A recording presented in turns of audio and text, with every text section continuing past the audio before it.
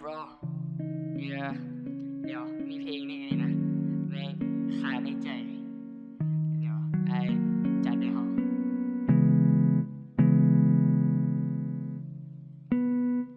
ฮ่า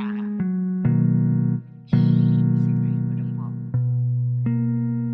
มันไกลมือปิดห้องเฮียนแต่ค่อยบ่ต้องการพักอยากเห็นน่ะเจ้าทุกมื้อถึงกายจะบ่ได้สัมผัสบ่ได้อยากจะมีแฟนแต่ก็ยังต้องการฮักบ่ฮู้ว่าเจ้าจะคิดจังใดคำถามในหัวเป็นหยังบ่ถามว่าอีก3 เดือนจึงจะได้กลับมาแต่ได้ยินข่าวลือว่าเจ้าจะจากลาบ่อยากให้เจ้านั้นไปหัวใจเคยล่นอยู่กลางทางน้ำตาของข่อยมันจนว่าไหลตอนฮู้ว่าเจ้าจะไปเวียดนามแต่เจ้าบ่สนดอกความฮักของข่อยมันจนตอกยังน้อยบ่ต้องคิดหามีนาเจ้าบ่ต้องสนดอกเพราะตัวไอ้เองบ่สมดอกหัวใจมันจนอ่อนถ้าเจ้าพร้อมที่จะฟังไอ้ขอบอกว่ากลับมาก่อนแต่ฮู้เป็นไปบ่ได้ This is the truth in life เจ้ายังคงบ่เข้าใจอยากให้เจ้าอยู่คือเก่านั่นเพียงเป็นเป้าหมายให้เจ้าเข้าใจว่าอ้ายฮักน้องส่ำใด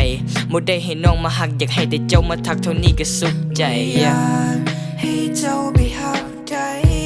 บ่อยากให้คิดหาผู้ใดแต่ยิ่งห่วงยิ่งห้ามเท่าใดเฮาแฮงเป็นอีหยังบ่ได้อยากให้เจ้าไปหาผู้ใดบ่อยากให้คิดหาผู้ใดแต่ยิ่งห่วงยิ่งห้ามเท่าใดเฮาแฮงเป็นอีหยังบ่ได้ท่านยังจะเปลี่ยนใจไอ้ก็พร้อมหัน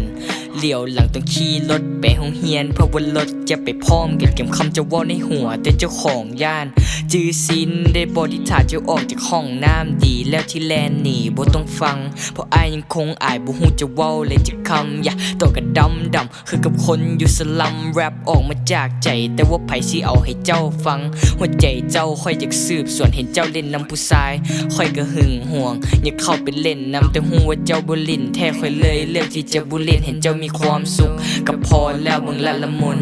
ค่อยก็ฟินเตะบานมา